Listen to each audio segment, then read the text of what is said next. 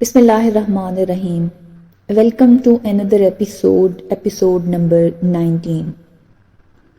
وہ بے دلی سے چھوٹے چھوٹے لقمے توڑ کے کھانا کھا رہی تھی۔ بوا 2 دن سے اس کی غیر معمولی خاموشی نوٹ کر رہی تھیں، حالانکہ وہ پہلے بھی اتنا زیادہ نہیں بولتی تھی، پر ایسی گمسم بھی تو نہیں تھی جیسے اب تھی، ڈری سہمی اپنے ہی خیالوں میں گم۔ بوا کو زیان اور زرینہ بیگم کے مابین ہونے والی گفتگو کا علم نہیں تھا، ورنہ وہ ضروریات کی تہہ تک پہنچ جاتی۔ زیان، کیا بات ہے؟ وہ 2 دن سے بہت چپ ہو، کوئی پریشانی ہے تو بتاؤ۔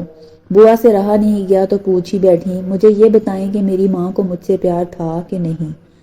زیان کا لہجہ بہت سرد تھا، پر بوا تمہارے خوف کے سن ہو گئی۔ انہوں نے فوراً ادھر ادھر دیکھا کہ کسی نے زیان کا وہ سوال سنا کہ نہیں۔ زیان بیٹی، اس وقت یہ خیال کہاں سے تمہارے ذہن میں آ گیا ہے؟ وہ ابھی بھی خوف کے زیر اثر بہت آہستہ آواز میں بول رہی تھیں۔ جواباً زیان عجیب سے انداز میں ہنس پڑی، عجیب دیوانوں والی مسکراہٹ تھی۔ مجھے پتا ہے آپ بھی اسی بارے میں بات کرتے ہوئے ڈرتی ہیں، اس لیے کبھی بھی نہیں بولیں گی آپ۔ وہ کتنی جلدی حقیقت کی تہہ تک پہنچ گئی تھی۔ بوا نے اس کی نظر چرا لی۔ زیان کے چہرے کی حسرت، کرب اور دکھ کا سامنا کرنا اتنا آسان کہاں تھا ان کے لیے۔ بوا، جن بیٹیوں کی مائیں انہیں ایسے لاوارث چھوڑ کر چلی جاتی ہیں نا، وہ بیٹیاں پھر لوٹ کا مال بن جاتی ہیں، جس کا داؤ لگتا ہے جیب میں ڈال کر چلتا بنتا ہے۔ اللہ نہ کرے میری بچی، ہم سب ہیں نا، تم کوئی لاوارث نہیں ہو۔ بوا کے دل کو دکھ نے جکڑا۔ انہوں نے بے اختیار لپک کر زیان کو سینے سے لگا لیا۔ میں لاوارث ہوں بوا، مجھے جھوٹی تسلیوں سے نہ بہلائیں۔ ابو تو خود فالج کے مریض ہیں، میری کہاں حفاظت کر سکتے ہیں؟ وہ ان کی آغوش سے نکل کر دور جا کھڑی ہوئی۔ بوا کے جھریوں بھرے چہرے پہ فکر و تفکر کا جال بچھا ہوا تھا۔ نہ جانے زیان آج ایسی تلخ تلخ باتیں کیوں کر رہی تھی، گہری گہری پراسرار باتیں، مہم اور الجھی ہوئی۔ بوا کو الجھی ڈور کا سرا سلجھانے سے ڈر لگ رہا تھا۔ میں نے رشتے کرانے والی ایک عورت بیگم اختر سے زیان کے لیے کوئی اچھا سا رشتہ ڈھونڈنے کے لیے کہا تھا۔ کل وہ اسی سلسلے میں آئی تھی میرے پاس۔ زرینہ کمبل اچھی طرح اڑانے کے بعد امیر علی کے پاس بیٹھ گئی تھیں۔ وہ انہیں اپنی کارگزاری بتانے کے لیے بہت بے چین تھی، پر انہوں نے کوئی خاص توجہ نہ دی، بس خاموش رہے۔ زرینہ کو بے طرح غصہ آیا۔ آپ کچھ بولیں تو صحیح، میں کیا بولوں بھلا؟ امیر علی کے الفاظ میں پیچیدگی نمایاں تھی۔ جو رشتہ بیگم اختر نے بتایا ہے، اب وہ زیان کے دیکھنے کے لیے ہمارے گھر آنا چاہ رہے ہیں۔ ہاں تو آئیں، بے شک، میں نے کب منع کیا ہے؟ وہ عام سے بے تاثر لہجے میں بولے۔ زرینہ نے توجہ نہیں دی، اس لیے یہی بہت تھا کہ امیر علی کو لڑکے والوں کو اپنے گھر پہ اعتراض آنے میں نہیں تھا۔ آپ اسی ہفتے میں کوئی دن بتا دیں تاکہ میں بیگم اختر کو بتاؤں، پھر وہ لڑکے والوں کو لے کر ہمارے گھر آ جائیں۔ وہ پھر سے پرجوش ہو رہی تھیں۔ تم خود ہی بتا دو ان کو جو دن اور ٹائم مناسب لگتا ہے۔ امیر علی نے ساری ذمہ داری اس کے سر پہ ڈال دی تھی۔ زرینہ کی آنکھیں مارے خوشی کے چمک اٹھیں۔ اب زیان کو اس گھر سے دفان ہونے سے کوئی نہیں روک سکتا تھا، انہیں صرف بیگم اختر کو مطلع کرنا تھا۔ بیگم اختر نے تو لڑکے اور اس کے خاندان کی بہت تعریفیں کی تھیں۔ روبینہ بیگم کا سیل فون مسلسل بج رہا تھا۔ وہ باہر لان میں بیٹھی تھیں۔ وہاب ٹی وی لاؤنج میں ٹی وی دیکھ رہا تھا۔ روبینہ کا سیل فون وہیں ٹی وی کے پاس رکھا تھا۔ مسلسل بجتے فون کو اس نے ناگواری سے دیکھا اور بادل نخواستہ ہاتھ بڑھا کر اٹھا لیا۔ وہ فون بند کرنا چاہ رہی تھی، پر زرینہ خالہ کی کال دیکھ کر ارادہ ملتوی کر دیا اور فون آن کر کے کان سے لگا لیا۔ آپا، آپ کہاں ہیں؟ فون کیوں نہیں اٹھا رہی ہیں؟ آپ کو ایک بات بتانی تھی۔ دوسری طرف زرینہ وہاب کے ہیلو کہنے سے بھی بیشتر شروع ہو گئی تھی۔ اس کے لہجے میں ہیجان صاف محسوس کیا جا سکتا تھا۔ خالہ امی باہر لان میں ہیں، 1 منٹ ہولڈ کریں، آپ کی بات کرواتا ہوں۔ وہاب کی آواز کان میں پڑتے ہی زرینہ فوراً سنبھل گئی اور باقی بات زبان تلے روک لی۔ شکر تھا اس نے کچھ اور نہیں بول دیا تھا۔ وہاب نے فون روبینہ کے حوالے کیا اور خود دروازے کے پاس ٹھہر گیا۔ زرینہ خالہ کے لہجے میں اتنا جوش و خوشی تھی کہ وہ سبب جاننے کے لیے وہیں رک سا گیا، پر روبینہ تو بہت آہستہ آواز میں بات کر رہی تھی۔ انہوں نے دروازے کے پاس موجود وہاب کی جھلک دیکھ لی تھی، اس لیے ادھر ادھر کی چند باتیں کرنے کے بعد فوراً ہی رابطہ منقطع کر دیا تھا۔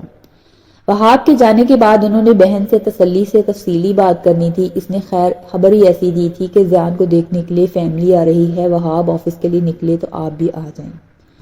وہاب رات دوستوں کے ساتھ باہر نکلا تو تب روبینہ نے بہن کو دوبارہ کال کی۔ انہوں نے خودکشی لگی ہوئی تھی۔ اس وقت وہاب گھر تھا، وہ کچھ بھی پوچھ نہ پائی تھی۔ اب کریت کر ایک بات پوچھ رہی تھیں۔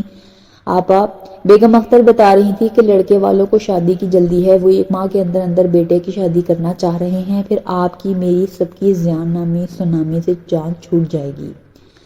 زرینہ تنفر سے بتا رہی تھی، دعا کرو وہاب شور نہ بچائے۔ روبینہ متفکر تھی، آپا آپ وہاب کو کچھ دن کے لیے لاہور بھجوا دینا۔ زرینہ نے جھٹ مشورہ دیا، ان کے دل کو لگا۔ ہاں اگلے مہینے ارشاد بھائی کے بیٹے کی شادی بھی تو ہے۔ انہوں نے اپنے دیور کا نام لیا، پھر تو آپ سب کو جانا ہوگا۔ زرینہ بولی، ہاں اور وہ تمہیں بھی کارڈ بھجوائیں گے۔ زرینہ نے یاد دلایا، میں نہیں جا سکوں گی، امیر علی کی حالت آپ کے سامنے ہے۔ زرینہ کا عذر سچا تھا، میری کوشش ہے کہ زیان کی شادی جتنی جلدی ممکن ہو جائے۔ ہاں اللہ کرے ایسا ہو جائے، روبینہ نے صدقے دل سے کہا۔ آپ کوشش کرنا وہاب کو زیان کے رشتے یا کسی اور بات کی ہوا تک نہ لگے۔ زرینہ نے فون بند کرنے سے قبل ایک بار پھر یاد دہانی کرائی تو روبینہ ہونہا کہہ کر رہ گئی۔ زرینہ جوش و خروش سے پورے گھر کی تفصیلی صفائیاں کروا رہی تھی۔ وقت کم تھا، کل لڑکے والے زیان کو دیکھنے آ رہے تھے۔ سمینہ نے سب کمروں کی کھڑکیوں اور پردوں کے دروازے دھو کر پھر سے لٹکا دیے تھے۔ مالی نے سب پودوں کی اثر نو گوڈی کی اور گھاس پھوس صاف کی۔ گملے دھلنے کے بعد چمک رہے تھے، پورے لان اور گھر کی حالت نکھر آئی تھی۔ مہمانوں کے استقبال کے لیے سب تیار تھے۔ زرینہ پورے گھر میں زیان کو تلاش کر رہی تھی، نیچے وہ کہیں نظر نہیں آ رہی تھی، وہ اوپر ٹیرس پہ تھی۔ زرینہ کے گھٹنوں میں تکلیف تھی، سردی میں یہ تکلیف اور بھی بڑھ جاتی، اس لیے اس نے سیڑھیاں چڑھ کر اوپر جانے کا ارادہ ملتوی کر دیا۔ بوا اندر کچن میں رات کے کھانے کے لیے مٹر چھیل رہی تھی، انہیں زیان کے لیے مٹر پلاؤ بنانا تھا۔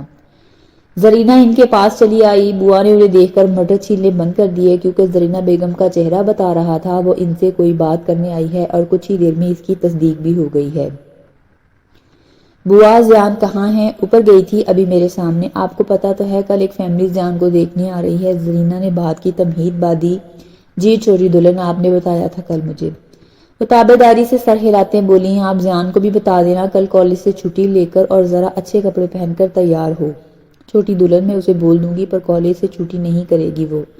بوا دبے دبے لہجے میں بولی تو زرینہ بیگم کے ماتھے پر بل پڑ گئے۔ کیوں چھٹی نہیں کرے گی؟ میں نے لڑکے والوں کو ٹائم دیا ہوا ہے 12 بجے کا، جبکہ مہارانی زیان 2 بجے کالج سے آتی ہے گھر۔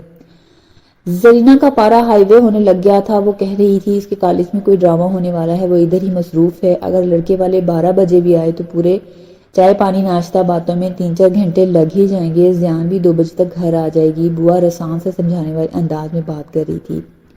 زرینہ کا غصہ تھوڑا کم ہو گیا تھا، پر بالکل ختم نہیں ہوا تھا۔ بوا سے بات کرنے کے بعد اس کی ذمہ داری قدرے کم ہو گئی تھی، ویسے بھی زیان کو بوا ہی سنبھال سکتی تھی۔ دوستو اس ایپیسوڈ کے بارے میں اپنی قیمتی رائے سے آگاہ ضرور کیجیے گا۔ اپنا بہت زیادہ خیال رکھیں، خوش رہیں، خوش رکھیں، خوشیاں بکھیرتے رہیں۔ اگلے ایپیسوڈ کے ساتھ ملتے ہیں نئے ولاگ میں، اور اگر چینل کو سبسکرائب نہیں کیا تو چینل کو سبسکرائب کر لیں تاکہ اگلی آنے والی ایپیسوڈ آپ تک پہنچ سکے۔ تب تک کے لیے اللہ حافظ۔